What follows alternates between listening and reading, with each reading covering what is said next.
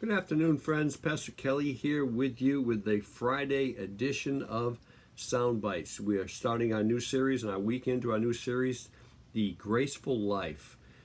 This is message number 3 with the sub-series within the series entitled Grace Defined.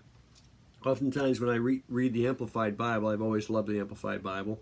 Like every translation, it has its issues, but it's good. It basically amplifies the Bible. It takes things out in the original language and really expands the vocabulary of the Scriptures, and so you get a full scope orb of what is being said, hopefully in the original languages. When the Amplified Bible uses the word grace, it always says the same thing over and over. It's very repetitive. Grace, then in parentheses, God's unmerited favor and mercy. Grace, where grace, God's unmerited favor and mercy, abounds, sin does much more abound. So it gives you this expanded definition.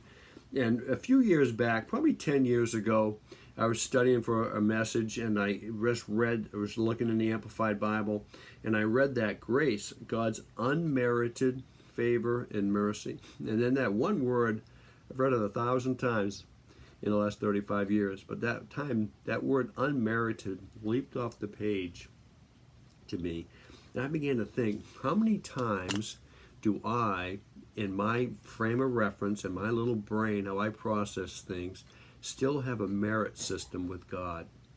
I still think somehow, even though I know the grace of God, I know the theology of grace, but in the subtleties of my little brain, I still think that God is judging me based upon how I'm doing at any given moment.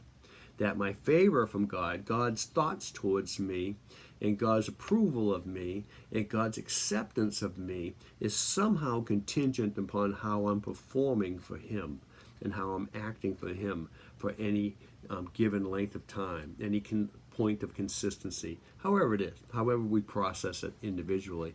And I'm thinking, wow, I understand the theology of grace, but I still needs to permeate my every being. Grace is God's unmerited favor and mercy. In other words, there's no bill in the mail. There's nothing more I have to do to gain God's approval. God's approval of me is independent of me. God's approval of me is based upon the work of Jesus Christ on the cross on my behalf.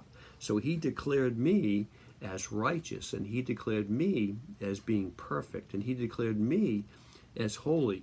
It has nothing to do with my consistency, my so-called spirituality, how often I read my Bible, how often I don't read my Bible, how much I pray, how much I don't pray, how much I go to church, how much I don't go to church, even though that's very important. It doesn't mean none of those things don't matter at all. It says God's approval of me is based in the blood of Jesus Christ and not my performance for Him.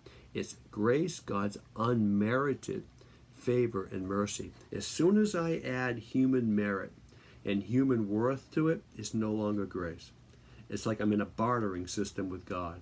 God, I'm going to thank You for saving me, but now I'm going to serve You and be obedient. I'm going to do this and I'm going to do that. I'm going to pray. I'm going to read my Bible. I'm going to evangelize. I'm going to do all these things. And those things are all wonderful, recommended. We should do them all. I mean, that enhances our relationship with God, but it doesn't touch our standing with God, and it doesn't touch how God thinks about us. He thinks about us as being perfect through the eyes of the Father looking through the life of His Son, Jesus Christ.